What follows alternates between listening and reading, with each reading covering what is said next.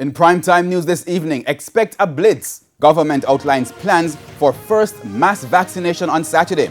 About turn, skeptical vaccine mayor explains why he has now taken the jab, and COVID numbers still climbing by the hundreds.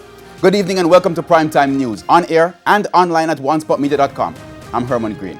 Also this evening, the top business stories of the day: sports commentary, e-prime, and weather.